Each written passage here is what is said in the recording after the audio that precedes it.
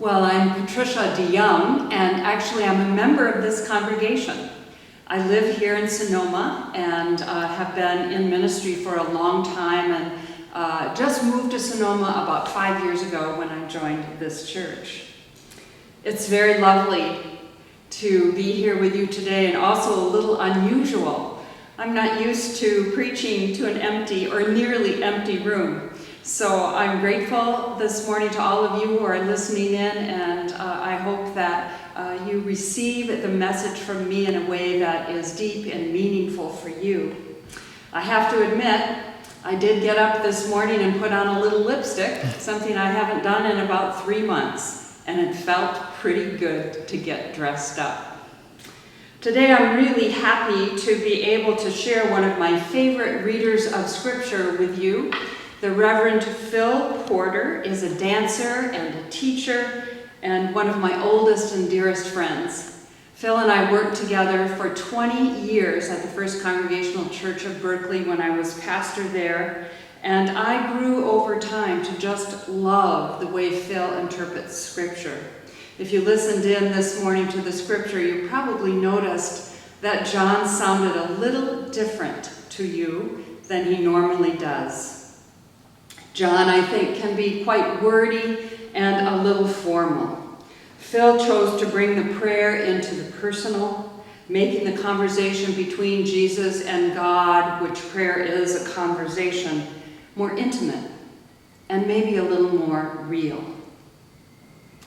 Some of you know that I've been involved with Church World Service for many years. I think I've been on the board now for almost 10 years. It began when I lived across the street from CWS headquarters in New York City and continued on through crop walks and fundraising and lots of different meetings in Iowa and then in Berkeley.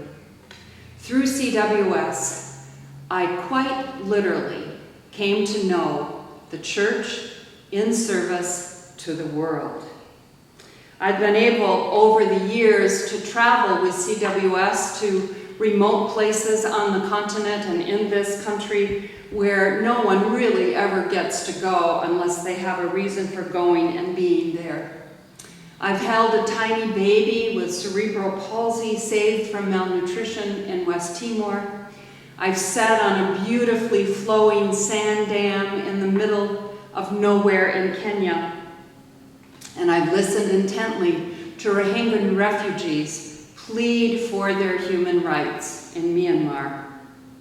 All these encounters have expanded my sightline and my spiritscape and my heart in ways that I could never imagine. I've come over these years to embrace the spirit of living as a world citizen and part of a global family, with those whose lives and struggles are so different than mine and different than yours, but always noticing that there is a common river flowing between us. So as the coronavirus became a global pandemic, CWS immediately knew how to act and how to respond. CWS Global, as it's known throughout the world, is a disaster relief agency. So we already had so many systems in place, and we know what to do when bad things happen to vulnerable people. With staff in 30 countries, outreach in 55, and an especially huge African outreach, we've been helping with emergency relief and supplies around the world for the last 3 months. And as we have been around the world, we've also been surprised by how the virus has been hitting the world.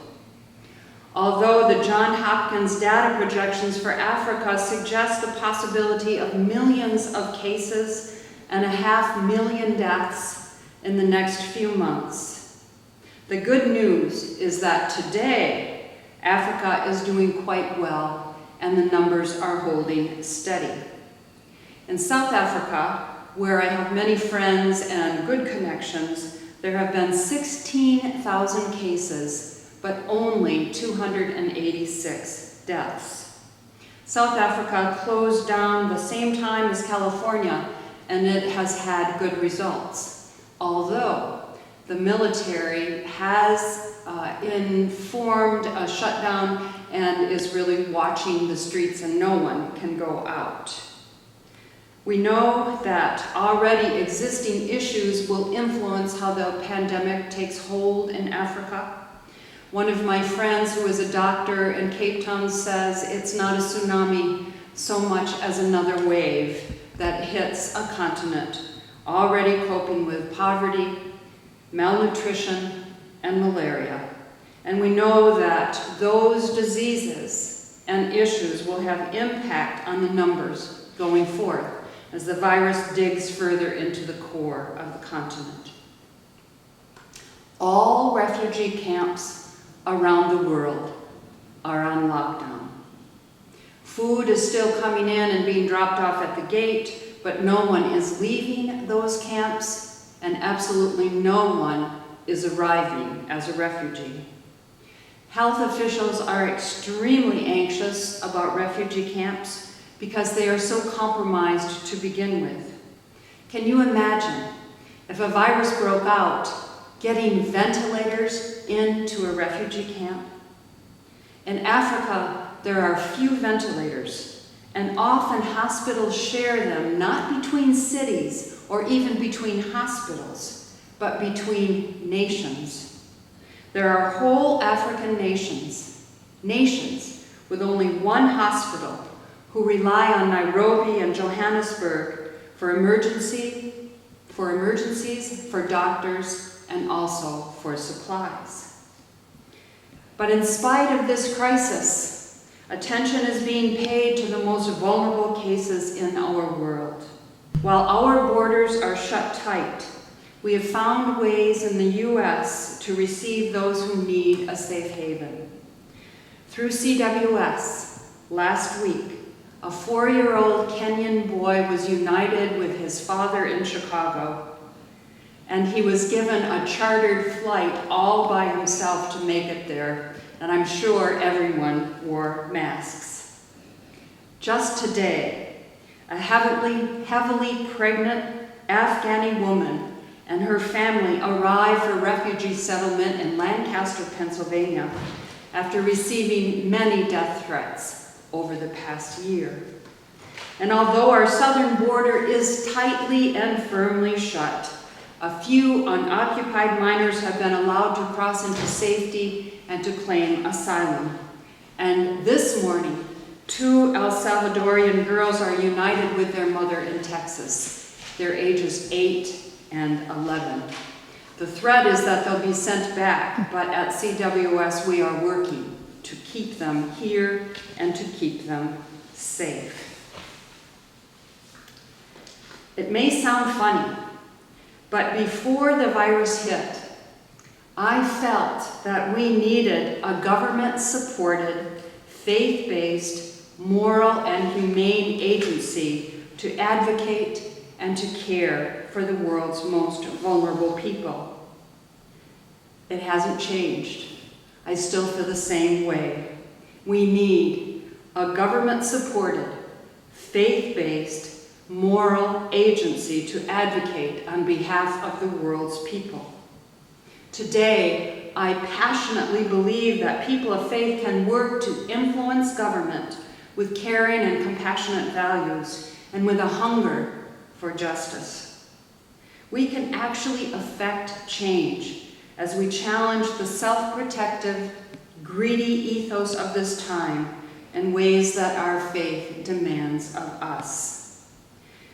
The presence of the global virus has only made me more aware of all of us in the world, not less. In our text today, Jesus prays that they may all be one and gives witness in his prayer to the grace and love of his Father, the Creator. He reminds us of God's love for the world and our call to be the fleshliness of that love. He reminds us that God's love for the world and our call is not just only about oneness and our oneness with God. I don't think that he's saying that this is so much a mystical longing, that oneness between spirit and flesh, so much as a concrete shared vision of a life, so that we may be one, even as we are one. If we think for a moment that while the U.S. has bailed out the economy with trillions of dollars, most of the world lives on $10 and less a day. My friends in South Africa use the term majority world instead of developed world as a reminder that we in the West are actually in a minority in those developing countries. When we hear those words, we also know that we are a lot fatter than the rest of the world, and the rest of the world is lean. We also know that there are 265 million people in the world who are going hungry now and are living in poverty, and about 750 migrating millions who do not live in the country where they were born and will never be able to return. So when we talk about oneness, we realize that oneness is not a goal when it comes to our embrace of the globe. We do not want to strive for oneness or sameness, that everyone look, feel, and act and live in the same way. We want to affirm our differences in the world and to lift up that diversity. For this is the joy to me of being part of the planet, another member of the human community. But we long for the day when everyone will have enough: water, shelter, food, and security.